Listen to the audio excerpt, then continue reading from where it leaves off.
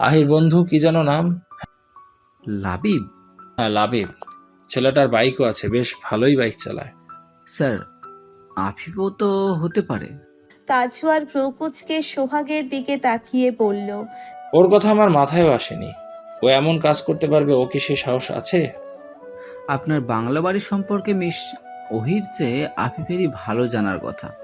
এখন তো সে আপনার অ্যাসিস্ট্যান্ট হিসেবেই কাজ করছে। তাজওয়ার চুপ করে রইল।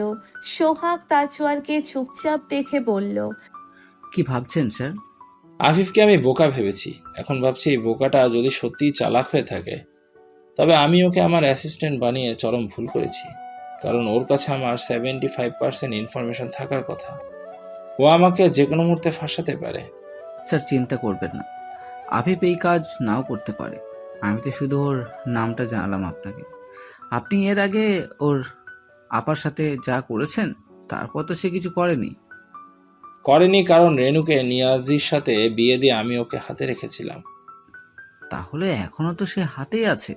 তাজওয়ার দীর্ঘশ্বাস ফেলে বলল, নেই, মনে হচ্ছে নেই। আমি হুট করে নিয়াজির বাড়িতে গিয়ে যেই কাজ করলো, এরপর নিয়াজি রেনুকে এখন আর কিছুই করবে না। স্যার, আপনি ওকে মেরেছেন তাই কিছু করবে না। নিয়াজিকে বলে দিন রেনুকে যাতে হাতছাড়া না করে। রেনু নিয়াজির সাথে আটকে থাকলে আফিফ শান্ত থাকবে। আর আফিফ দুর্বল থাকলে আমি নেতিয়ে পড়ব। হ্যাঁ স্যার, মিস আহি অন্য কোনো ব্যাপারে ভয় পাক আর না পাক, আফিফের ব্যাপারে বেশ নরম। ভালোবাসা, একই তো বলে শুদ্ধ ভালোবাসা। এদের ভালোবাসা আমি কোনোভাবেই থামাতে পারিনি। আফিফকে আমি এত কষ্ট দিয়েছি, কিন্তু সে আহিকে ঘৃণাই করতে পারলো না। আর এমন পরিস্থিতির সৃষ্টি করেছি, আফিফ নিজেই পদ্মকে বিয়ে করে নিয়েছে। মিস আহি এখনো সত্যটা জানে না। আফিফ নিজে ওই সত্যটা জানে না। সবটাই তো আমার প্ল্যান ছিল। কিন্তু আফিফ এখন পদ্মকে ভালোবাসে। সে কি আহির জন্য এমন কিছু করতে পারে যা তার পরিবারের জন্য ক্ষতিকর? আরে এটা মায়া, এটা সেই ভালোবাসা না যেটা আফিফের মনে এখনো গেঁথে আছে। আফিফ পদ্মকে ভালোবাসে, তবে সেটা তার স্ত্রী হিসেবে, তার দায়িত্ব হিসেবে।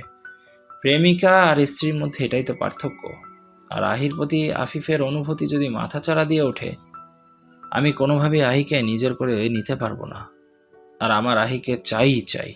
মিস আহির হয়তো হাবিবের বোনের ব্যাপারে জানা উচিত।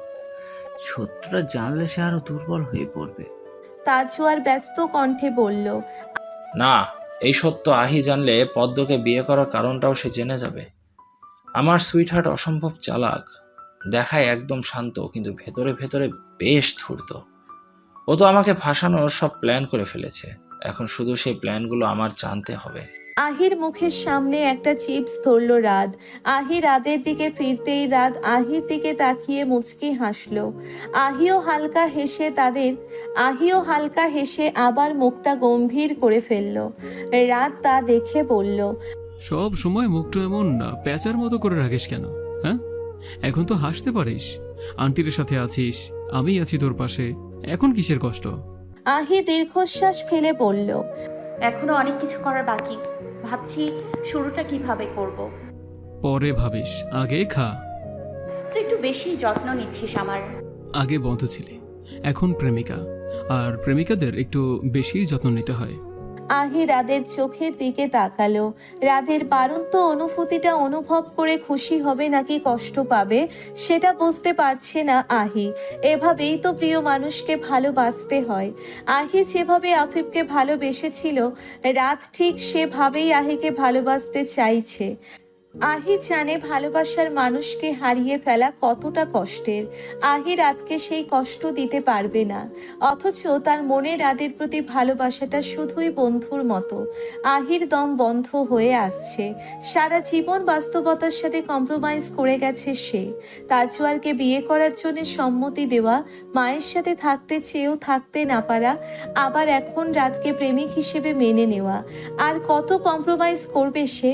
রাতকে কষ্ট দিতে চাই না আহি। আর তাই রাতের অনুভূতিটা মেনে নেওয়া ছাড়া কোনো উপায় ছিল না তার। এই মানুষটাই তো নিঃস্বার্থভাবে তাকে ভালোবেসেছে।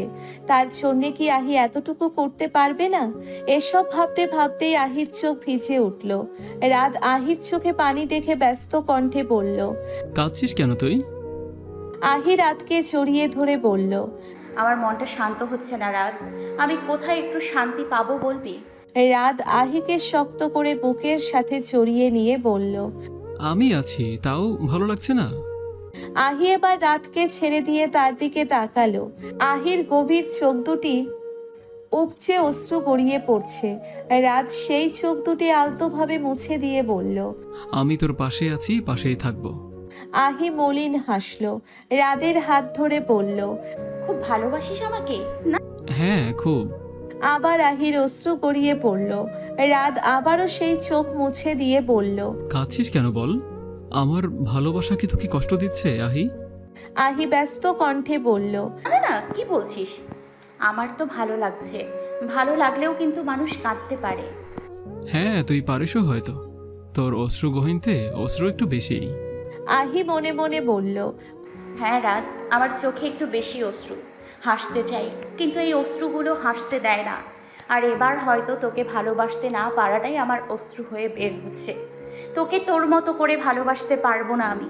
তোর সাথে অন্যায় করে ফেলেছি হয়তো, কিন্তু তোকে আমি সত্যটা জানালে তুই আরও কষ্ট পাবি। তার চেয়ে ভালো আমি কষ্ট পাই। কষ্ট সহ্য করার অনেক ক্ষমতা দিয়েই আল্লাহ আমাকে পাঠিয়েছেন।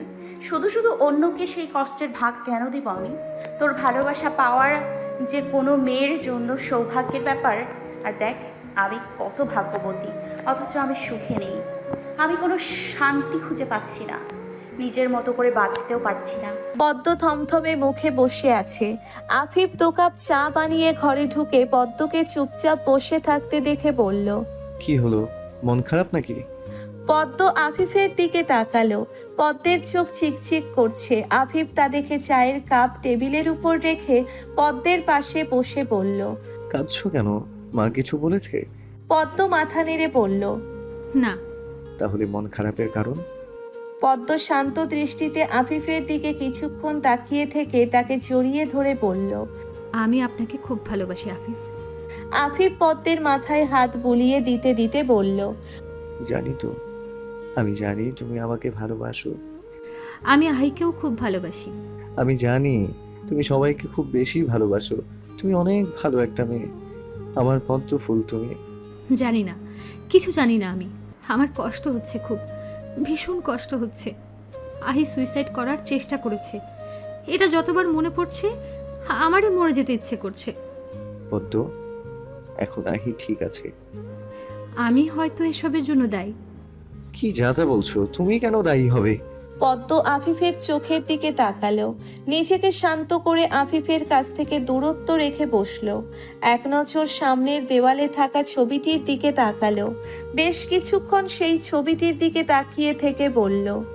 আমি আহিকে বাসায় রেখে দিলে ওর সাথে এমন ঘটনা ঘটতো না। আফিফ পদ্মের গা ঘেঁষে বসে বলল। এখানে তোমার কোনো দোষ নেই। যার অপরাধ সে শাস্তি পাবে। এখন চা খাও, আমি তোমার জন্য নিজ হাতে চা বানিয়েছি। পদ্ম চায়ের কাপ হাতে নিয়ে আবার সেই ছবিটির দিকে তাকালো।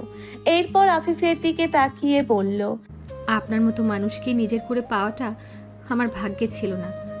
আমি হয়তো কারো ভাগ্য চুরি করেছি। আফিফ থমকে গেল। চায়ের কাপ হাত থেকে রেখে পদ্মের দিকে তাকিয়ে বলল। তোমার এমনটা কেন মনে হচ্ছে? এমনিতেই। আফিফ চুপসে গেল। পদ্ম কি কোনোভাবে সত্যটা জেনে গেছে?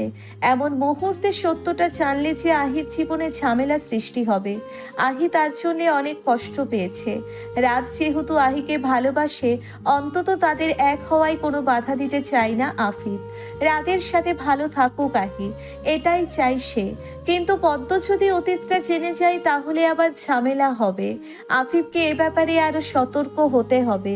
সোহাগ লাবিব আর লাফিফের মোটরসাইকেলের সম্পূর্ণ তথ্য বের করে তাজওয়ারের সামনে রাখলো। তাজওয়ারকে সে মোটরসাইকেল আরোহী মারতে এসেছিল। তার মোটরসাইকেলের সাথে লাবিব আর আফিফের মোটরসাইকেলের কোনো মিল নেই। লাবিবের মোটরসাইকেল মোটামুটি দামি, আর আফিফেরটা অনেক পুরনো মডেলের। আর যেই আগন্তুক তাকে মেরেছে তার মোটরসাইকেলটা অনেক বেশি দামি। যেই মোটরসাইকেল কেনা আফিফের সামর্থ্যের বাইরে, তবে লাবিব চাইলে কিনতে পারে। তাজওয়ার সব দেখে অনেক ভেবে বলল। আহির টিম আমাকে কনফিউজ করে দিচ্ছে। এখনও আফিফ আর লাবিবের মধ্যেই আটকে আছি আমি। আফিফের এই বাইক কেনার কোনো সামর্থ্য নেই। লাবিবের জন্য এই বাইক কেনা একটা স্বপ্ন পূরণ করা। আর এত দামি বাইক নিয়ে লাবিব অন্তত আমাকে মারতে আসবে না। ও নিজের বাইককে নিজের চেয়ে বেশি ভালোবাসে। মনে হচ্ছে এই কাজ আফিফই করেছে। আর যদি এটা তার কাজ হয় তাহলে নিশ্চিত সে এই বাইক কারো কাছ থেকে ধার নিয়েছে। আফিফের বন্ধুদের মধ্যে কি এমন কেউ আছে যার বাইকের শোরুম আছে বা এমন কোথাও কাজ করে? সোহাগ বলল। স্যার, 2-1 দিন সময় দিতে হবে। আমি সব ইনফরমেশন বের করে আপনাকে জানাচ্ছি। তাজওয়ার বাঁকা হেসে বলল। এই কাজ যদি আফিফের হয় তাহলে মিস্টার আফিফ রাফাতের কপালে তো দুঃখ নেই, তবে অন্য কারো কপালে দুঃখ ঠিকই আছে। এবার উল্টো পথ ধরবো। আহির জীবনের সুতোটা এমনভাবে ঘুরিয়ে দেব, আহির সেই সুতোর জট খুলতে আমার কাছেই আসবে।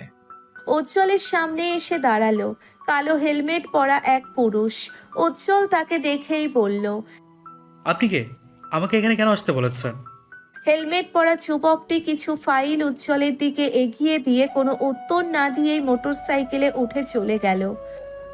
তাজওয়ারের অর্থ পাচারের সব রেকর্ড এই ফাইলে আছে।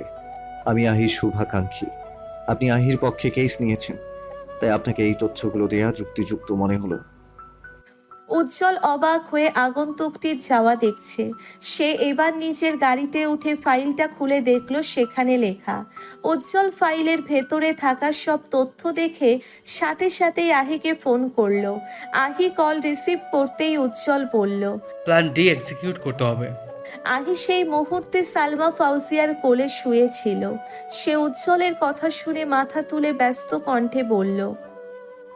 মানে কিছু হয়েছে? অনেক বড় কিছু হয়েছে। তুমি শুধু শুরু করো। আমি যা পেয়েছি তা দিয়ে অন্তত 4 বছর কভার হবে, বেশি হলে 10 বছর। পুরো জীবন কভার করার জন্য প্ল্যান ডি এর পাশাপাশি প্ল্যান সিতে মনোযোগ দিতে হবে। একসাথে দুটো হলে আমাদের বেশি সময় লাগবে না। আফিফ মোটরসাইকেল নিয়ে তার বন্ধুর শোরুমের কাছে আসতেই শোরুমের সামনে তাজওয়ারের গাড়ি দেখে থেমে গেল। সে মোটরসাইকেল ঘুরিয়ে একপাশে পার্ক করে শোরুমটি থেকে কিছুটা দূরে নিজেকে আড়াল করে দাঁড়ালো। এরপর ফোন বের করে তার বন্ধুকে কল করতেই আফিফের সেই বন্ধু কল ধরে বলল। তুই কোথায়? শোন, আমার সাথে কানেক্ট থাক। এখন যে এসেছে তোর কাছে সে কিন্তু সুবিধার না। আমি তোকে যা যা বলছি তুই কিন্তু তাই বলবি।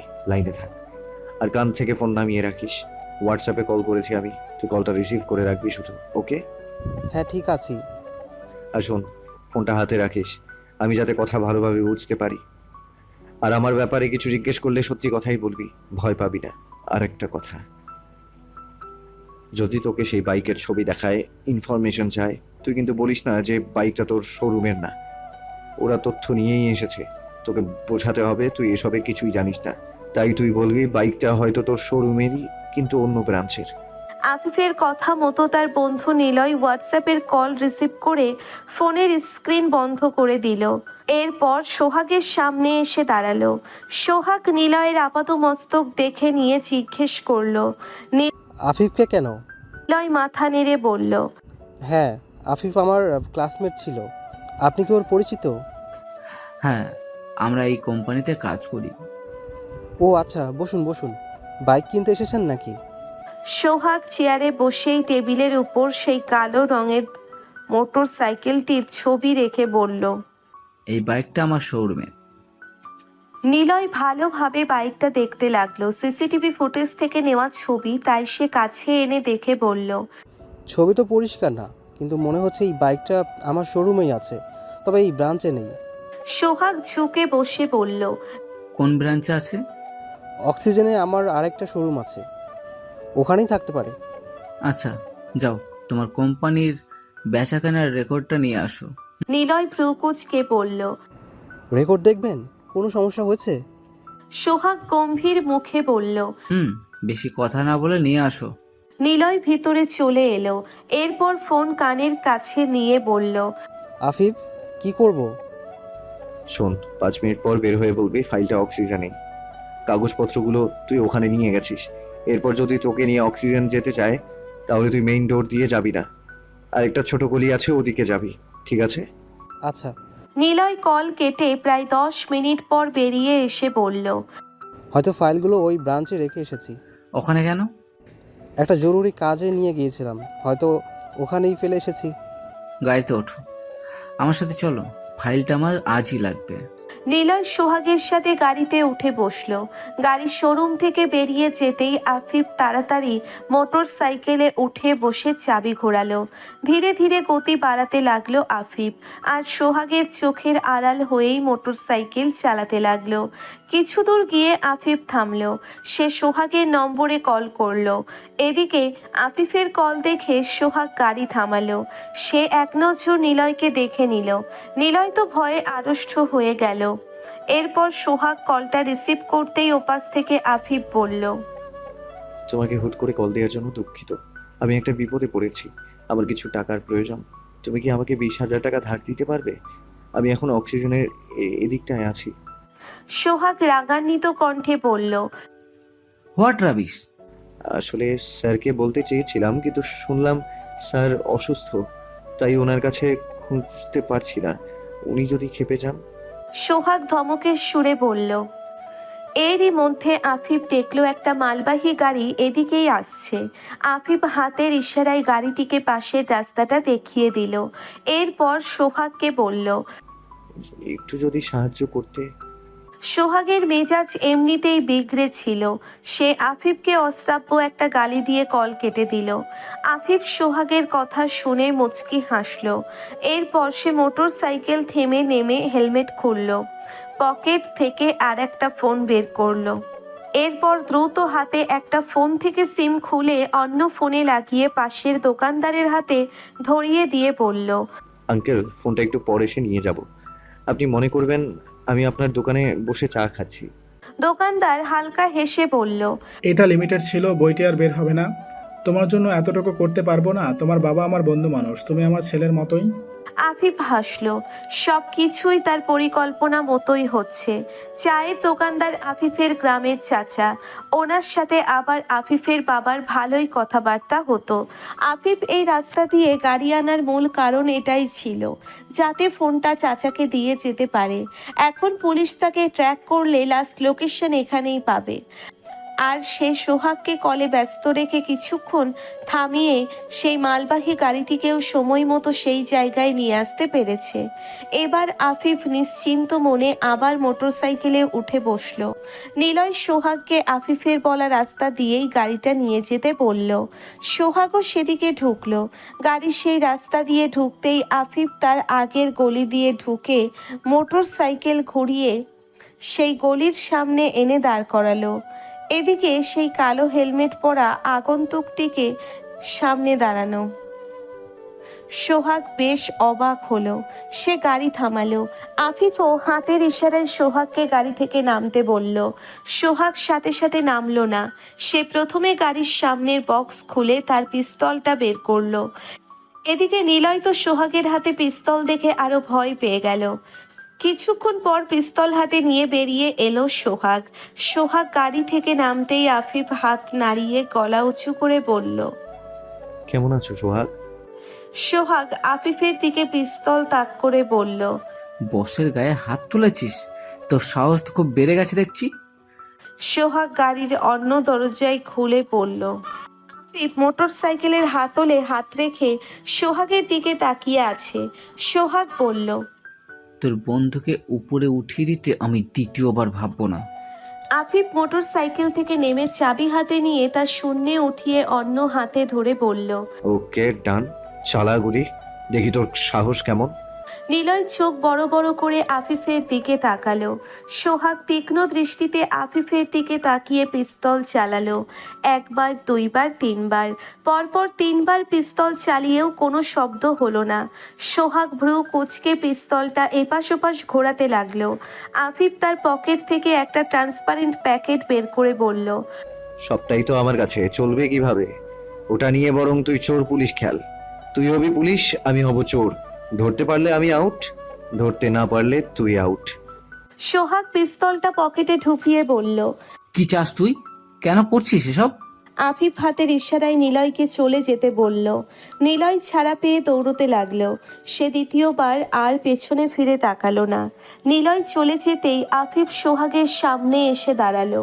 সোহাগ গম্ভীর মুখে বলল। প্ল্যান কি তোর? আফিফ হালকা হাসলো। সোহাগ ভ্রু কুঁচকে বলল, আমাকে এখনো চিনতে পারিসনি। তুই হয়তো জানিস না আমি কে। কে তুই? দেখি বল না, একটু শুনি। সোহাগ হাসল, আফিফের কাঁধে হাত রেখে বলল, আমাদের কিন্তু তোকে চিনতে ভুল হয়নি। তুই যে এই কাজটা করেছিস তা আমরা ধরতে পেরেছিলাম, তবে এটা বিশ্বাস করতে একটু অসুবিধা হচ্ছিল যে তুই এই কাজ কিভাবে করলি। তোর মতো বোকা ভীতু এই কাজ না। না, তুই কি আসলেই আফিফ? রাফাত? আফিফ হেলমেট খুলে বলল, এখনো কি সন্দেহ আছে? আরে তুই ধরা খেয়ে নিচের পরিচয়টা জানিয়ে দিলি। কিরে, ভয় পেয়ে গেছিস নাকি? হ্যাঁ, পেতেই পারিস। আফটার অল তোর ছোট বোনের ভবিষ্যৎ তোর হাতে। তারপর? আফিফের এমন গা ছাড়া ভাব সোহাগের পছন্দ হলো না। সে আফিফের জ্যাকেট টেনে ধরে বলল, তোর বড় আপার সাথে কি হয়েছে ভুলে গেলি নাকি? কি হয়েছে আপার সাথে? আমি মোটা আঙ্কেলের টাকা দিয়েছিলাম তার নামে মিথ্যে কথা জানানোর জন্য। আমি তার সহকর্মীদের বাধ্য করেছিলাম, আর সেই ভিডিওটা। সোহাগ এতটুকু বলেই থামলো, এরপর বিশ্রীভাবে হেসে বলল, ভিডিওটাও আমিই বানিয়েছিলাম। তোর আপা। সোহাগের মুখের প্রতিক্রিয়া দেখেই পরবর্তী বাক্যটা আন্দাজ করে ফেলেছে আফিফ। সে আর সোহাগকে কথাটি সম্পূর্ণ করতে দিল না। সোহাগের নাক বরাবর ঘুষি মারল সে। সোহাগ নাকে হাত দিয়ে কয়েক পা পিছিয়ে গেল। আফিফ তার হেলমেটটা হাতে নিয়ে পরপর কয়েকবার সোহাগের মাথায় আর ঘাড়ে আঘাত করলো। সোহাগ মাটিতে লুটিয়ে পড়তেই আফিফ সোজা হয়ে দাঁড়ালো। তার চোখ দুটি লাল হয়ে গেছে। সোহাগ জোরে জোরে শ্বাস ছেড়ে হালকা হাসলো আর আফিফের দিকে তাকিয়ে বলল, তুই আমার কোনো ক্ষতি করতে পারবি না। তোর এই একটা দুইটা আঘাত আমার কিচ্ছু হবে না। আফিফ হাতের গ্লাভস ভালোভাবে আটকাতে আটকাতে বলল, আমি কিছুই করতে পারবো না, আমি কিছু করবো না। তবে সবটা চোখের পলকেই হয়ে যাবে আমার স্পর্শ ছাড়াই। আফিফ সোহাগের কলার ধরে তাকে উঠালো, উঠিয়ে আবার মাটিতে ছেড়ে দিল। সোহাগের নাক বেয়ে রক্ত গড়িয়ে পড়তেই সে নাকে হাত দিয়ে বলল, তুই বাঁচবি না আফিফ। আফিফ হাতের ইশারায় বলল। আয় না, উঠে আয়। সোহাগ উঠে দাঁড়ালো। আফিফ সজোরে সোহাগের পেটে লাথি মারল। সোহাগ গাড়ির সাথে ধাক্কা খেয়ে আবার মাটিতে বসে পড়ল। সে এবার পা ঘুরিয়ে আফিফকে জোরে লাথি দিয়ে মাটিতে ফেলে দিল। আফিফ পড়ে যেতেই সোহাগ কাপা শরীরে উঠে দাঁড়ালো। সে আফিফের হেলমেটটা হাতে নিয়ে সেটা দিয়েই আফিফকে মারতে আসবে, তখনই আফিফ দেরি না করে রাস্তায় পড়ে থাকা বালির কণা হাতে নিয়ে সোহাগের চোখের সামনে ছুঁড়ে দিল। হালকা হাওয়ায় বালির কণা উড়ে এসে সোহাগের চোখে ঢুকতেই সে থেমে গেল। সে ব্যস্ত হয়ে চোখ কচলাতে লাগলো। আফিফও এবার ধীরে ধীরে উঠে দাঁড়ালো। এরপর হেলমেটটা সোহাগের হাত থেকে নিয়ে বলল, আমার আপাকে মেরেছিস, আমি কিচ্ছু করতে পারিনি।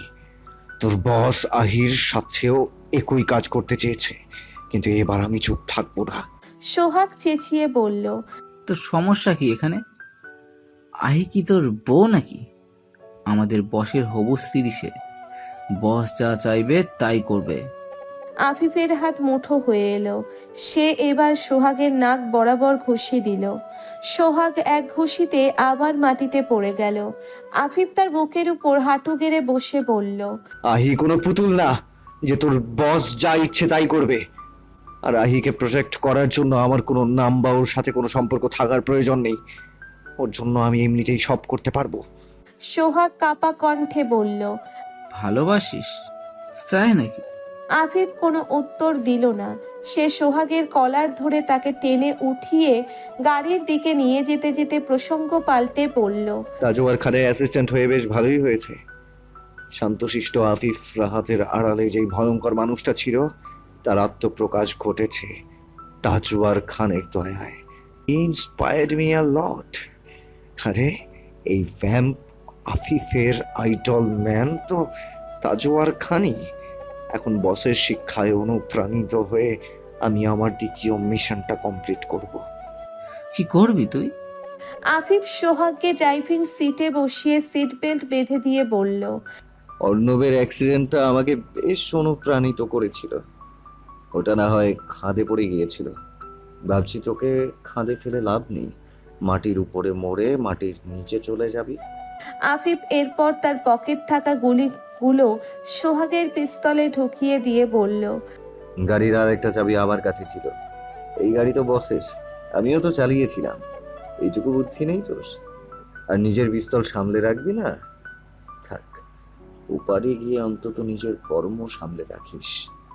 বলা তো যায় না, একটা ভালো কাজ ছুটে গেলেই তোর কপালে দুঃখ, খারাপ কাজে তো ডিগ্রি নিয়ে ফেলেছিস তুই। সোহাগ গাড়ি থেকে বের হতে চাইলেও আফিফ তার মুখের উপর দরজা লাগিয়ে দিয়ে দরজা ধরে দাঁড়িয়ে রইল। সোহাগ চেঁচিয়ে বলল, কি করতে চাইছিস তুই? আফিফ তার অন্য ফোনটি বের করে তাকে যেন কল করলো। এই ফোনের সিমটা অবশ্য আফিফের ছিল না, সে একজনের কাছ থেকে ধার নিয়েছে। যার কাছ থেকে ধার নিয়েছে সে আফিফকে চেনে না, দেখেওনি। হেলমেট পরেই আফিফ তার সামনে গিয়েছিল। আফিফ অবশ্য সিম ধার দেওয়া লোকটিকে পেশাদার চোর হিসেবেই চেনে। বন্ধুর মাধ্যমেই সেই চোরের সন্ধান পেয়েছিল আফিফ। এরপর চোরটিকে কিছু টাকা দিতেই সিমটা ধার দিল সে। এদিকে আফিফের কল করার 5 মিনিট পর গলির ভিতরে সেই মালবাহী গাড়িটি ঢুকলো। বেশ দ্রুত গতিতে এই গাড়িটা আসছে। আফিফ পিছু সরে সোহাগকে হাত নাড়িয়ে বিদায় দিল। সোহাগ পিছনে ফিরে দেখার আগেই মালবাহী গাড়িটা সোহাগের গাড়িটিকে খুব জোরে ধাক্কা দিল। লরির ড্রাইভার সোহাগের গাড়িটিকে ধাক্কা দিয়েই লাফিয়ে গাড়ি থেকে নেমে পড়ল। লরিটির গতি বেশি থাকায় সেটা সোহাগের গাড়িটিকে অনেক দূর পর্যন্ত ট্রেনে নিয়ে গেল। আফিফ ড্রাইভারটির দিকে হাত এগিয়ে দিয়ে বলল, ধন্যবাদ আমাকে সাহায্য করার জন্য। ড্রাইভারটি বলল, ওই তাজওয়ার আর তার বন্ধুগুলো আমার মেয়েটাকে মেরে ফেলেছে। আমার মেয়েটা তো বাঁচতে চেয়েছিল, তারা আমার মেয়েকে বাঁচতে দেয়নি। আমি তোমাকে সাহায্য করব বাবা, ওই শয়তানটা যতদিন বেঁচে থাকবে আমার মেয়ের আত্মা শান্তি পাবে না। আফিফ মাথা নাড়ল। এরপর ব্যাগ থেকে পানির বোতল বের করে রাস্তা থেকে হেলমেটটা উঠিয়ে তার উপর পানি ঢেলে হালকা লেগে থাকা রক্তগুলো পরিষ্কার করলো। এরপর গ্লাভস ধুয়ে হেলমেটটা পরে পেছন ফিরে সেই বিধ্বস্ত গাড়িটির দিকে তাকালো। গাড়ি থেকে ধোঁয়া বের হচ্ছে। আফিফ বুঝতে পারল সোহাগের বেঁচে থাকার কোনো সম্ভাবনা নেই। বেঁচে থাকলেও এত সহজে সে আফিফের বিরুদ্ধে কিছু বলার জন্যে দাঁড়াতে পারবে না। তার সেরে উঠতে বেশ সময় লাগবে, আর ততদিনে আফিফ তার পরিকল্পনাও বাস্তবায়ন করে ফেলবে। এই মুহূর্তে আফিফকে তার তৃতীয় মিশনে নামতে হলো। তাজওয়ারকে থামানোর জন্য শেষ একটা পথই খোলা, যে পথে গেলে তাজওয়ার ক্ষণিকের জন্য শান্ত হবে, আর এই শান্ত হওয়াটাই তাজওয়ারকে আরো এক ধাপ পিছনে ফেলে দেবে। আফিফ মোটরসাইকেল ঘুরিয়ে লরির ড্রাইভারটিকে নিয়ে তার বাড়িতে নামিয়ে দিয়ে চলে গেল। এদিকে সন্ধ্যায় খবর পাওয়া গেল সোহাগ অ্যাক্সিডেন্টে মারা গেছে। সোহাগের মৃত্যুর খবর পাওয়াটা বেশ স্বাভাবিক ছিল, উল্টে সে বেঁচে গেল। আফিফকে হয়তো আরেকটু খাটতে হতো। সোহাগ মরে গিয়ে উদ্ধার করেছে তাকে। দরজার ধাক্কাধাক্কি বাড়তেই পদ্ম এসে বাড়ির দরজা খুলে দিয়ে দেখল তাজওয়ার খান ও তার পাশে দুজন ফিটফাট যুবক দাঁড়ানো। তাজওয়ার পদ্মের দিকে ভ্রুকুচকে তাকিয়ে বলল, আফিফ কোথায়? পদ্ম ভীত কণ্ঠে বলল। উনি বাসায় নেই। তাজওয়ার পদ্মের গলা চেপে ধরে বলল। আমার সাথে মিথ্যে কথা?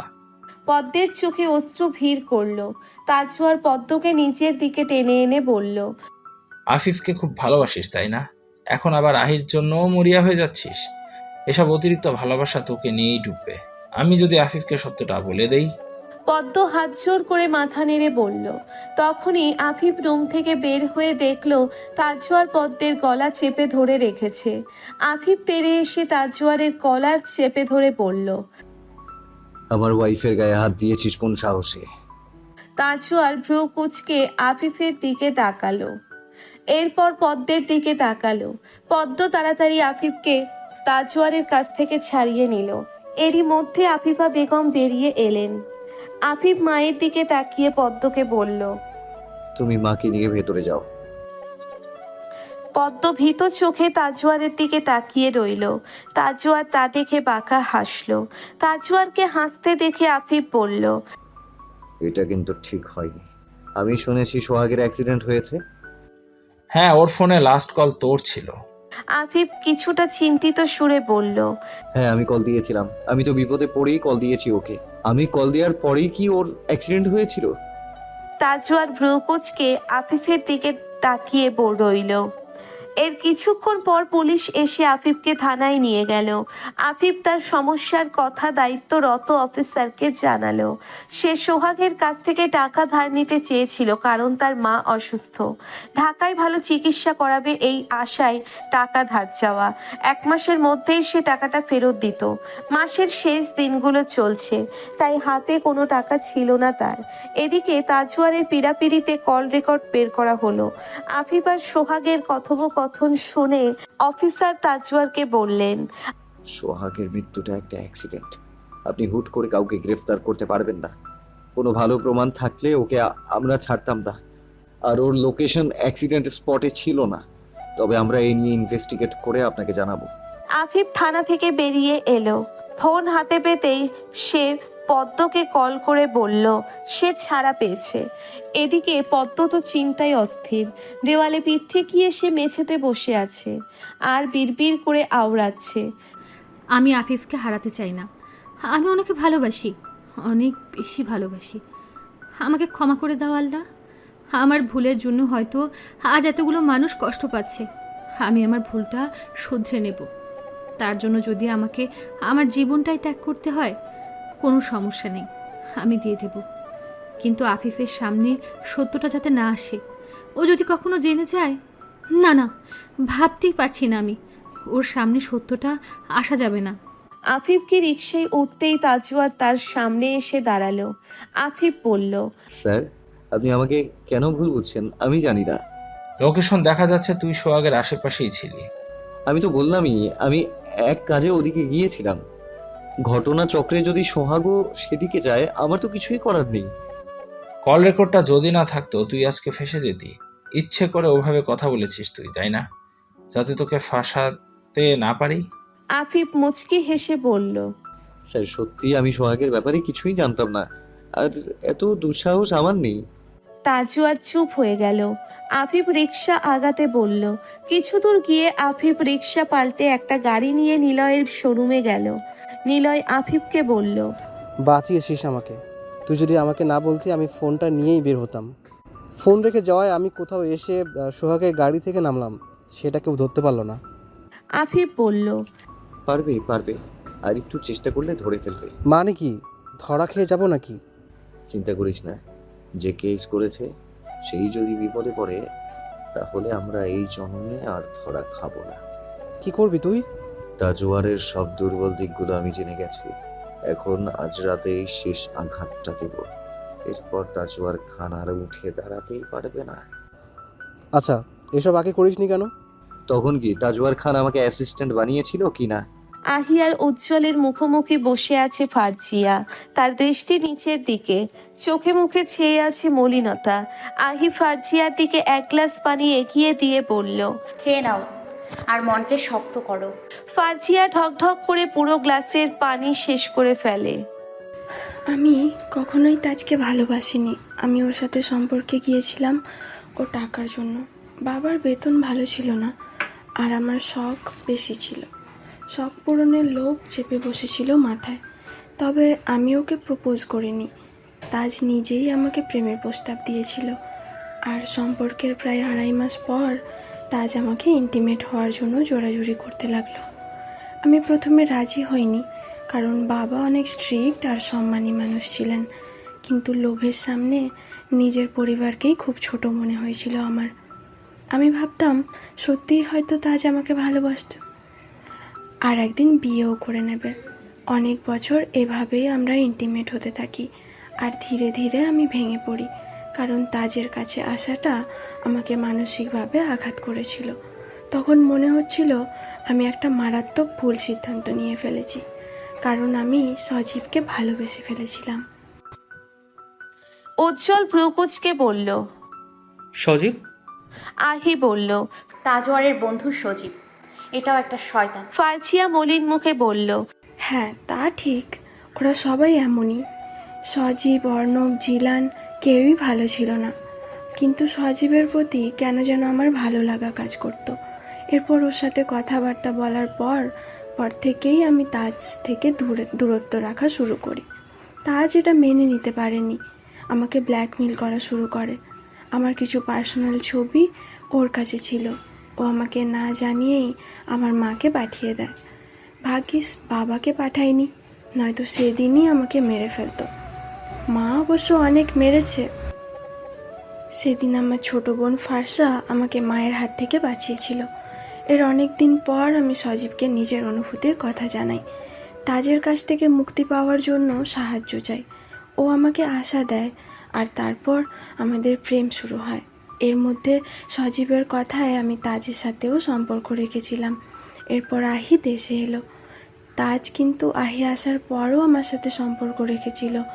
এরপর সেই ভয়ঙ্কর সত্যটা আমার সামনে উজ্জ্বল কৌতূহলী কণ্ঠে জিজ্ঞেস করলো।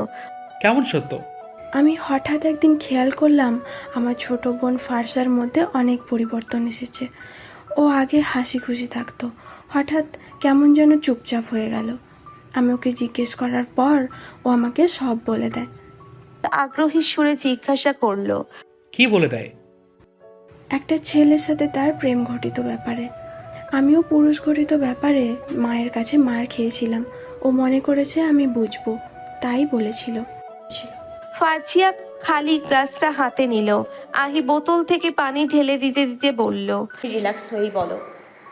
ফারজিয়া এবারও পুরো গ্লাসের পানি শেষ করে গ্লাসটা টেবিলের উপর রাখলো। একটু জোরেই গ্লাসটা রাখলো সে, আর ফারজিয়ার চোখ মুখের অবস্থা দেখে উজ্জ্বল আর আহি কৌতূহলী দৃষ্টিতে তার দিকে তাকিয়ে রইল। ফারজিয়া এবার ভেজা কণ্ঠে বলল। আমার বোন ফারসা যার সাথে সম্পর্কে গিয়েছিল সেই মানুষটা তাজই ছিল। উজ্জ্বল দুই আঙ্গুল দিয়ে কপালে চেপে ধরে বলল। মাই গড, এই তাজওয়ার খান তো আস্ত একটা ইবলিশ। আহি উজ্জ্বলের দিকে তাকিয়ে উজ্জ্বল বলল। হ্যাঁ জানি সেটা, কিন্তু দুই বোনের সাথে একই সময়ে প্রেম করা এত বড় দুঃসাহস নিয়ে কীভাবে জন্মেছে সে? ফারজিয়া বলল। ও পারে না এমন কোনো কাজই নেই। ফারসার সাথেও সে ফিজিক্যালি ইনভলভ ছিল। আহি বিরক্তির সুরে বলল। এত ইমোশনাল তো আমিও ছিলাম না। একটা ছেলে বলল, আর তোমরা নিজেদের সম্মানের কথা একবারও ভাবলে না। এটা ভালোবাসা না, এটাকে ফাজলামো বলে। উজ্জ্বল আহির হাত ধরে আহিকে থামিয়ে দিল। আহি দীর্ঘশ্বাস ফেলে নিচের দিকে তাকালো। উজ্জ্বল বলল। হ্যাঁ তুমি বলো ফারজিয়া, এরপর কি হয়েছে? ফারজিয়া বলল। ফারসা প্রেগনেন্ট ছিল। তাজ বাচ্চাটা অ্যাকসেপ্ট করতে চাচ্ছিল না। ফারসাকে খুনের হুমকি দিয়েছিল সে, আর এই জন্যই ফারসা ভয় পেয়ে অ্যাবর্শন করিয়ে ফেলে। এরপর তাজ আবার ওর সাথে সম্পর্কে জড়ায়। ফারসা তখন একটু শক্ত হয়েছিল। ও তাজকে বলেছিল বিয়ে করলেই তার সাথে দেখা করবে, আর তাজও মেনে নিয়েছিল। আহি অবাক কণ্ঠে বলল। ফারজিয়া মলিন কণ্ঠে বলল। ধোঁকা দেওয়ার শেষ সুযোগটা নিয়েছিল। মানে? তাজ সেদিন ফারসাকে একটা বাড়িতে নিয়ে গিয়েছিল, বলেছিল ওখানেই একজন উকিল এসে বিয়ে পড়াবে। কিন্তু সেদিন সেখানে কোনো উকিল আসেনি, এসেছিল তাজের বন্ধুরা। আমার বোনকে রেপ করেছিল ওরা, সাথে ভিডিও বানিয়েছিল। আমার বোনটা একদম ভেঙে পড়েছিল। অদ্ভুত আচরণ করতো ও। আর এরপরই সে আমাকে সত্যটা জানালো। বাসায় আসার পরই নাকি ওর ভিডিওটা ভাইরাল করে দেবে বলে হুমকি দিয়েছিল ওকে। আমি সব শুনে তাজের কাছে যাই, পায়ে ধরে ক্ষমা চাই। সজীবেরও পায়ে ধরি। না, ওর মনটা গলেনি। আমাকে ওরা পণ্যের মতো ব্যবহার করেছে। অসহ্য লাগছিল সব। বাজে বাজে গালি দিত আমাকে। সহ্যের বাইরে চলে যেতেই আমি তোমাকে সব জানিয়ে দিই। আহি এবার ফারজিয়ার পাশে এসে বসলো। বলল। রিল্যাক্স, কেঁদো না। ফারজিয়া এবার শব্দ করে কাঁদতে লাগলো, আর আহি তার পিঠে হাত বুলিয়ে দিতে লাগলো। উজ্জ্বল আর এক গ্লাস পানি এগিয়ে দিল। ফারজিয়া এবার পানি খেলো না। সে আহির হাত ধরে বলল। আমি তোমাকে বলে দিয়ে জীবনের শেষ ভুলটা করেছিলাম। তাজের কাছে ফারসার সেই ভিডিওটা ছিল। তাজ ওটা ভাইরাল করে দেয়। আমার বোনটা মা বাবার সামনে দাঁড়ানোর সাহস পায়নি। রাতের আধারেই ট্রেনের নিচে ঝাঁপিয়ে পড়েছিল। বোনটা আমার বেওয়ারিশ লাশ হয়ে যায়। বাবা লাশ আনতে চায়নি। বাবা সবাইকে বলেছে ফারসা পালিয়ে গেছে, ওর মুখটাও দেখবে না। কিন্তু ফারসা তো পালায়নি, ও তো আমাদের ছেড়ে আরও অনেক দূরে চলে গিয়েছিল। ফারসার মৃত্যুর পর আমরা শহর ছাড়ি। এই যুগে মিনিটের মধ্যেই এক শহর থেকে অন্য শহরে সব ছড়িয়ে যায়। ইন্টারনেট কতটা ভয়াবহ বাবা অন্য শহরে গিয়ে বুঝলেন। যদিও ফারসাকে কেউ চিনতো না, ওই শহরে কেউ জানতও না যে ভাইরাল হওয়া মেয়েটা আমার বাবার মেয়ে ছিল। আর ওই মানুষগুলো সেই ভাইরাল হওয়া মেয়েটির বাবার সামনেই তাকে গালি দিত। ব্যাস, বাবা এসব সহ্য করতে না পেরে মারা গেলেন। মা ফারসার মৃত্যুর পর থেকে আমাকে কথা শোনাতো, কারণ আমার কিছু ব্যক্তিগত ছবি তাজ আগেই মাকে পাঠিয়েছিল। মায়ের ধারণা আমার কারণেই ফারসা নষ্ট হয়ে গেছে। বাবাও আমার কারণেই মারা গেছেন। মা আমাকে তাড়িয়ে দিল বাসা থেকে।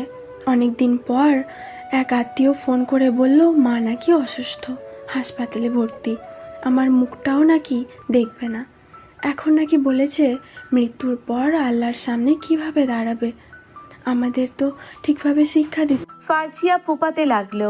আহির সামনে হাত জোর করে বলল, আমি ভালো হতে চাই, কিন্তু বাঁচার মতো মানসিক শক্তি আমার মধ্যে নেই।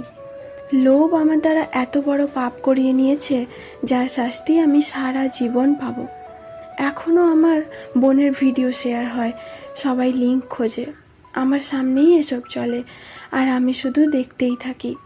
পরিচয় দিতে পারি না যে ওই মেয়েটা আমার বোন, বলতে পারি না আমার সামনে অন্তত এসব বন্ধ করো। এবার ভাবছি দেশ ছাড়বো। এই দেশের মানুষগুলো আমাকে শান্তি দিচ্ছে না, একটু বেশিই বাড়াবাড়ি করে তারা।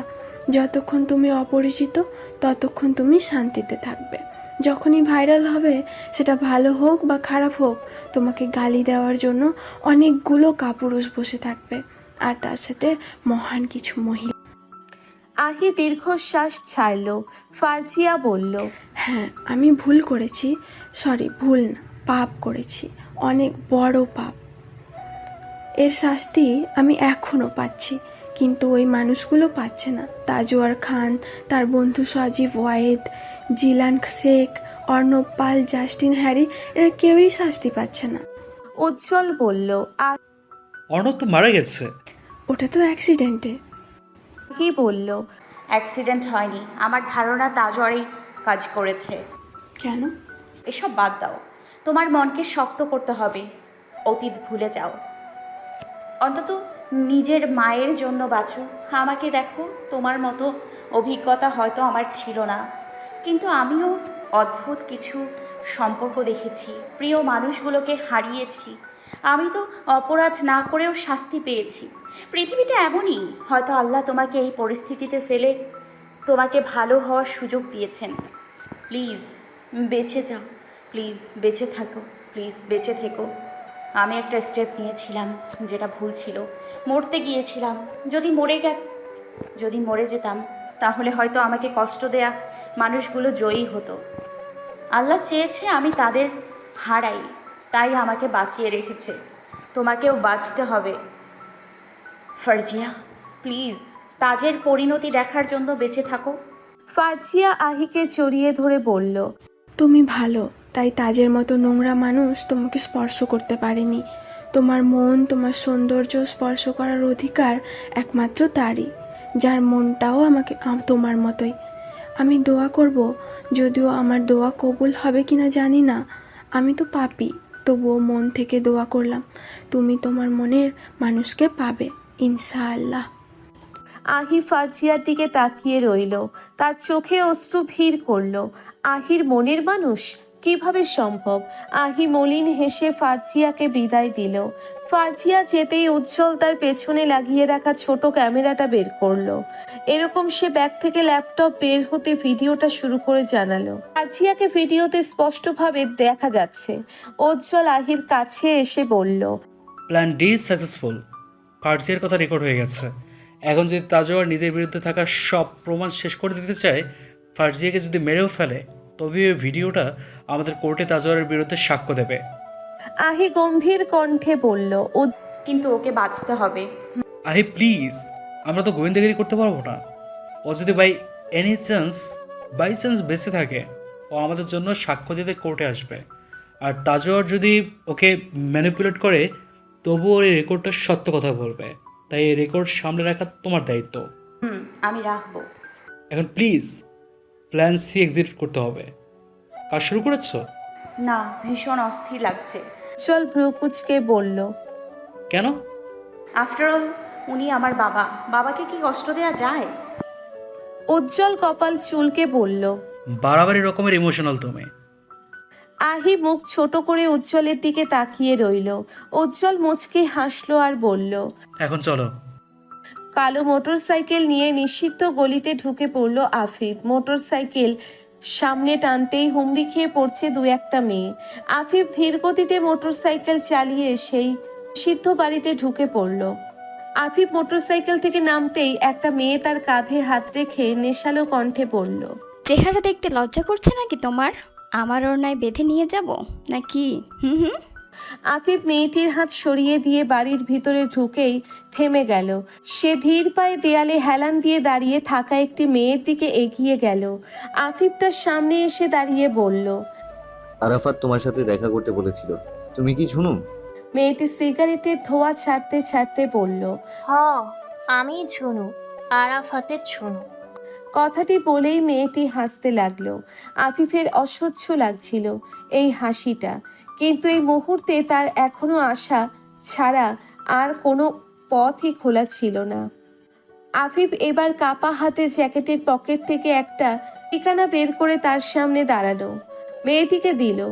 মেয়েটি আফিফের গ্লাভস বন্দি হাতটা ধরে পড়ল। একেবারে পর্দা কইরা আইছেন। আফিফ মেয়েটির হাত এক ঝটকায় সরিয়ে দিয়ে বলল। দেখো, আমার এই মুহূর্তে তোমাকে খুব প্রয়োজন, তাই বাধ্য হয়ে এসেছি এখানে। তুমি চাইলে আমার সাথে বাইরেও দেখা করতে পারতে। ইচ্ছা করে দেখা করি নাই। এই গলি আপনাদের জন্য না, এটাই বুঝাইতে চাইছি। দেখছেন এবার এই গলিতে সভ্য পোলারা আইতে পারে না। আরাফাত আমারে কইছে আপনার মায়া লাগবো, তাও আবার মহান কাজে। মহান কাজে আমাগরে দিয়া কি হইব? দেখো, আমি শুধু তোমাকে যার ঠিকানা দিয়েছি তুমি তাকেই। আফিফ একটু থেমে বলল। বুঝতে পারছো তো? হ তার লগে শুইতে হইল। বেশি সাধু আপনি, সোজাসুজি কইতে পারেন না। শোনেন ভাইজান, এখানের মাইয়াগুলা বহুত ডেঞ্জারাস। তারা আপনার কাঁপা কাঁপি দেখাই তো ফিট হইয়া যাইব। হেলমেট খুলেই না আবার আমি আপনার কাম কইরা দিমু। আর ব্যাটারে এমন ফাঁসামু এ জন্মে আর মাইয়া মানুষের মুখ দেখতে চাইব না। আফিফ মাথা নেড়ে বেরিয়ে আসতে চাইলেই ঝুনু তার পথ আটকে বলল। আরাফাত কিন্তু আমার পুরনো কাস্টমার। বিয়ে কইরা বেটা এখন ভদ্র সাজতেছে। আমারে বিয়া কইবে কইছিল, তার ফকিনিমা আমারে গালি দিয়া বাহির কইরা দিছে। আরাফাত আমারে কি কইছে জানেন?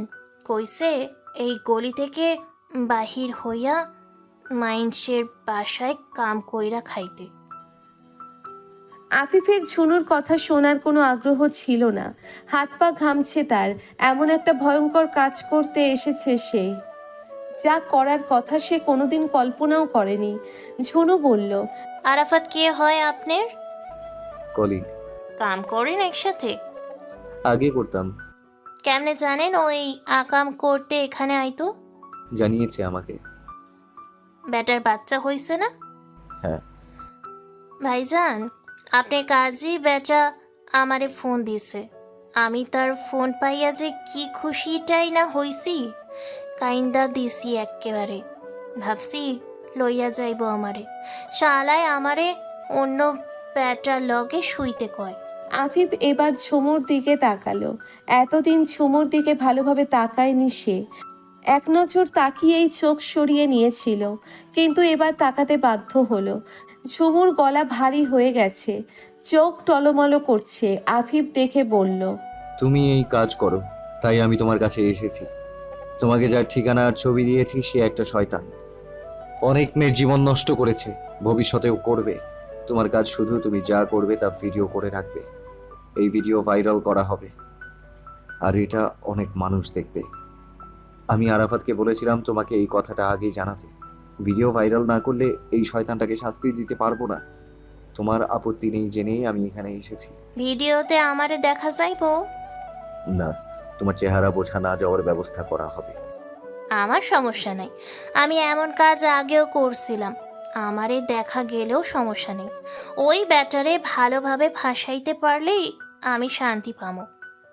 আফিফ ভ্রুকুচকে ঝুনুর দিকে তাকালো, মেয়েটির চোখে জল। হয়তো সে আরাফাতকে ভালোবাসতো, আর ভালোবাসার মানুষটিকে তাকে এমন একটা কাজ দিয়েছে। বেশ তো, ঝুনুদের কি এসে যায়? ঝুনুদের কি ভালোবাসা যায়? যারা স্বেচ্ছায় কলঙ্কিত তাদের ভালোবাসা গায়ে মাখাও কলঙ্ক। আফিফ নিষিদ্ধ গলি হতে বেরিয়ে এসেই হেলমেট খুলে মাটিতে ফেলে দিল। ব্যাগ থেকে বোতল বের করে মুখে পানি ছিটালো। অপরাধ বোধ কাজ করছে তার, কিন্তু এই মুহূর্তে তার হাতে এই একটাই পথ খোলা ছিল, তাজওয়ারকে সে একই শাস্তি দেওয়া যেই শাস্তি তাজওয়ার তার বোনকে দিয়েছিল। আফিফ ঘাসের উপর বসে পড়ল, বুকে হাত চেপে বলল, তুমি কেন নিজেকে শেষ করে দিতে গেলে আপা? তোমাকে হারিয়ে আমি একদম ভেঙে পড়েছিলাম, আর দেখো আমি কি ফিরে পেয়ে সব সত্যি আবার ফিরে পেয়েছি। তুমি যদি বেঁচে থাকতে আমার জীবনটা অন্যরকম হতো। তোমার মৃত্যুর ভার ভীষণ ভারী ছিল, আহির কিছু হয়ে গেলে আমি আরো ভেঙে পড়তাম। হ্যাঁ আমি জানি ও আমার কেউ না, কেউই না, কিন্তু একটা সময় তো আমার জন্য কিছু একটা ছিল, হয়তো একটা অনুভূতি, একটা স্বপ্ন বা একটুখানি আশা। তাজওয়ার খান সব শেষ করে দিয়েছে। আমার আফসোস থাকতো না যদি আহি সুন্দর একটা জীবন পেত। সত্যি তখন আমার কোনো আফসোস থাকতো না, কিন্তু এখন মনে হচ্ছে আমি সেদিন আহিকে ছেড়ে এসে ওকে একদম নিঃস্ব করে দিয়েছিলাম। আপা, আমি তোমাকে হারিয়ে এতটা ভেঙে পড়েছিলাম যে আমার রেনু আর মাকে হারানোর ক্ষমতা ছিল না। আমি শুধু আহিকে অনুভব করে আমার সবচেয়ে বড় সম্পদ হারিয়েছি, আর ওর হাত ধরলে তো নিশ্চয়ই হয়ে যেতাম। আমি তো তাকে খেয়ালে রেখেছিলাম, আমার প্রথম অনুভূতি। জানি না কি ছিল সেটা, কিন্তু যা ছিল খুব সুন্দর ছিল, আর বিয়েটাও তো তার ভালোর জন্যই করেছিলাম।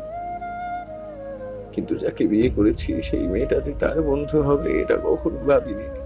আমি পদ্মকে ভালোবাসি, হ্যাঁ এখন আমি পদ্মকে ভালোবাসি, হয়তো বিয়ের পরও ভালোবেসেছি। মায়া জমে গেছে ওর প্রতি, মেয়েটা ভালো, আমি ওকে ঠকাতে চাই না, কিন্তু আমার কষ্ট হয়। এটা আহিকে না পাওয়ার কষ্ট না, এটা আহির সামনে পদ্মকে ভালোবাসার কষ্ট। আমি কি করব? ওর তো আমাকে ভুলতে হবে, আমাকে ভুলতে না পারলে ও তো সেখানে আটকে থাকবে যেখানে আমি ওকে ফেলে এসেছিলাম। আমি আহিকে অতীত থেকে বের করতে চাই। আমি চাই একটা সুন্দর জীবন হোক ওর, রাদের সাথে হোক বা যার সাথেই হোক, অন্তত একটা চমৎকার মানুষ আহি ডিজার্ভ করে। অনেক বেশি ভালোবাসা ডিজার্ভ করে মেয়েটা, অনেক বেশি ডিজার্ভ করে। সুনেহরার সামনে বসে আছে লিনাশা আর পুষ্প। তীক্ষ্ণ দৃষ্টিতে তারা সুনেহরাকে দেখছে। সুনেহরাহ ভীত দৃষ্টিতে তাদের দিকে তাকিয়ে আছে। পুষ্প ভ্রু কুঁচকে বলল, কি হলো? হাবলার মতো বসে না থেকে যা বলছি তাই করো, নয়তো তোমার বরকে গিয়ে তোমার রঙ্গলীলা জানিয়ে দিতে আমাদের 2 মিনিটও দেরি হবে না। সুনেহরা বলল, প্লিজ এমন করো না, আমি তোমাদের কোনো ক্ষতি করিনি, আর আহিকে আমি খুব পছন্দ করি।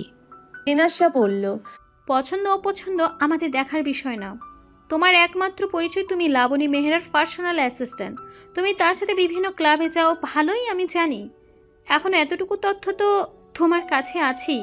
সুনেহরা দীর্ঘশ্বাস ছাড়ল। পুষ্প বলল, যদি আগামী 4 দিনের মধ্যে লাবণীর সব তথ্য আমাদের সামনে এনে না রেখেছ, মনে করবে 5 দিনের দিন ভোর হতেই তোমার সংসার খালাস। সুনেহরার করুণ দৃষ্টিতে পুষ্পের দিকে তাকালো। লিনাশা তার মুখের সামনে তুড়ি বাজিয়ে বলল, তুমি তোমার হাজব্যান্ডকে চিট করেছো। রেজন কবিরের কোম্পানির ম্যানেজারের সাথে তোমার অবৈধ সম্পর্ক আছে, আর তোমাদের প্রেমলীলার লাইভ ভিডিও আমাদের কাছে আছে, মনে থাকে যেন। পুষ্প বলল, যদি আমরা একবার তোমার প্রেমলীলা টেলিকাস্ট করি তাহলে তোমার সংসারটা তো ফ্লপ হবেই, কিন্তু আমাদের সিনেমাটা হবে সুপারহিট। সুনেহারও ক্ষীণ কণ্ঠে বলল, আমি লাবণী মেহরাব সব তথ্য বের করে দেব, আমার হাজবেন্ডকেও সব কিছু জানাবে না প্লিজ। আশা বলল, তোমার সাথে আমাদের ব্যক্তিগত কোনো ঝামেলা নেই, সমস্যা লাবণী মেহরার সাথে। তোমাকে যতটুকু বলছি ততটুকুই করো, এরপর তোমার যা করতে মন চায় করো, আমাদের কিছুই আসে যায় না। কথাটা বলেই লিনাশা আর পুষ্প উঠে চলে গেলেন, আর সুনেহারা মলিন মুখে তাদের যাওয়ার পথের দিকে তাকিয়ে রইল। তাজওয়ারের বাংলো বাড়ির কাছাকাছি একটা রাস্তায় এসে দাঁড়িয়েছে রেনু। পরনে কটকটে লাল শাড়ি, হাতে কাটা ব্লাউজ, শাড়ির আঁচলটা কোমরে পেঁচানো, উদর দৃশ্যমান। ঝুনু আরো ভালোভাবেই সেটা উন্মুক্ত করে দিল। এবার তার নাইমণ্ডলীয় দৃশ্যমান হলো। তখনই গাড়ি নিয়ে প্রবেশ করলো তাজওয়ার খান। ঝুনু খুঁড়িয়ে খুঁড়িয়ে এসে গাড়ির সামনে দাঁড়িয়ে গাড়ি থামানোর জন্য ইশারা করলো। তাজওয়ার ঝুনুকে দেখে অনেক আগেই গাড়ির গতি কমিয়েছিল। ঝুনুর ইশারা পেয়ে সে এবার গাড়ি থামালো। গ্লাস নামাতেই তার দৃষ্টি আটকালো ঝুনুর উন্মুক্ত দেহ ভাঁজের দিকে। ঝুনু তাজওয়ারের দৃষ্টি উপেক্ষা করে মুখ ছোট করে তার দিকে হালকা ঝুঁকে আহ্লাদি সুরে বলল, দেখেন না, আমার হিলটা ভেঙে গেছে। আশেপাশে গাড়িও দেখছি না, কোথায় যে এসেছি সেটাও জানি না। আমি আবার খালি পায়ে হাঁটতে পারি না। এখন আশেপাশে কোথাও কি হোটেল আছে? যদি আজ রাতে থাকার ব্যবস্থা হতো। তাজওয়ার রাস্তায় পড়ে থাকা ঝুনুর ভাঙা হিলের দিকে এক নজর তাকিয়ে বাঁকা হাসি ফেরত দিল। এরপর গাড়ির দরজা খুলে বের হলো। ঝুনু তাজওয়ারের দিকে ভালোভাবে তাকিয়ে বলল, হেল্প করবেন প্লিজ? তাজওয়ার কুৎসিত দৃষ্টিতে ঝুনুকে আপাদমস্তক দেখে বলল, সামনে আমার বাড়ি, চাইলে ওখানেই থাকার ব্যবস্থা করে দিতে পারি। ওটা তোমার স্বর্গ মনে হবে। I love heaven, of course. Tajwar গাড়ির দরজা খুলে দিতেই ঝুনু গাড়িতে উঠে গেল। তাজওয়ার কামুক দৃষ্টিতে ঝুনুর দিকে তাকিয়ে আছে। ঝুনু বেশ খোলামেলা ভাবেই তাজওয়ারের সাথে কথা বলছে। তাজওয়ার ভালোভাবেই বুঝে গেছে ঝুনু মেয়েটা তার প্রস্তাব প্রত্যাখ্যান করার মতো না। তাজওয়ার একটু সাহস দেখিয়ে ঝুনুর হাঁটুতে হাত রাখলো। ঝুনু প্রতিবাদ করলো না, উল্টে তাজওয়ারের হাতের উপর আলতো হাত রাখলো। তাজওয়ার ঝুনুর স্পর্শে মুচকি হেসে বলল, নাম কি তোমার? জেনিফার। সো কুল।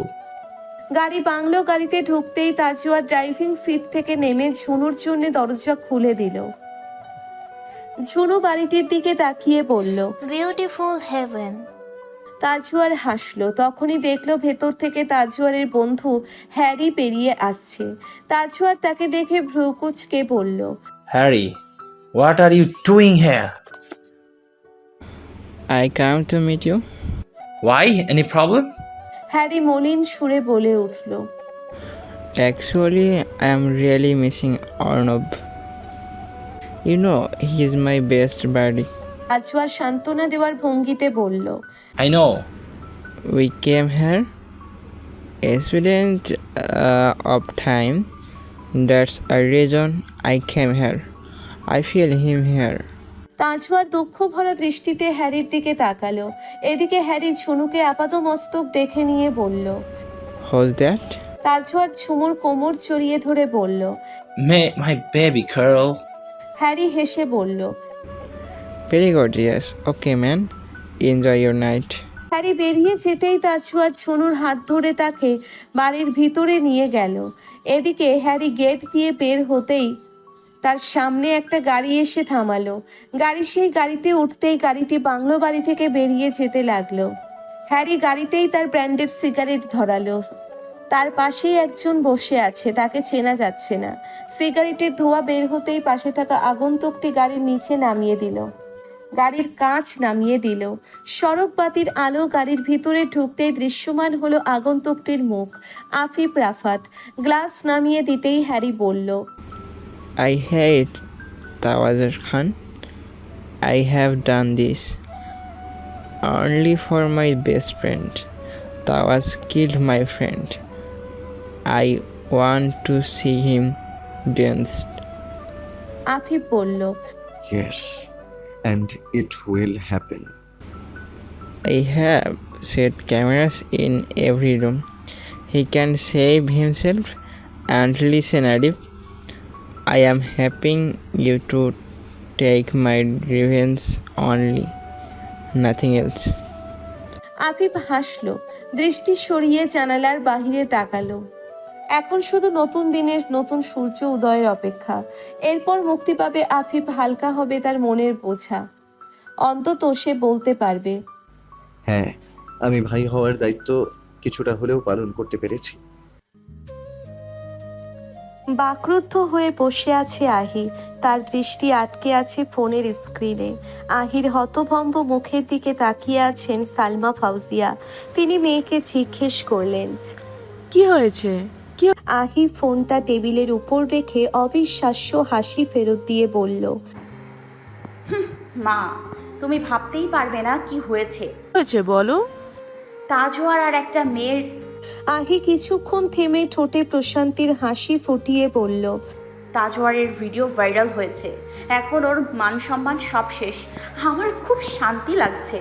তখনই আহির ফোনে উজ্জ্বলের কল এলো।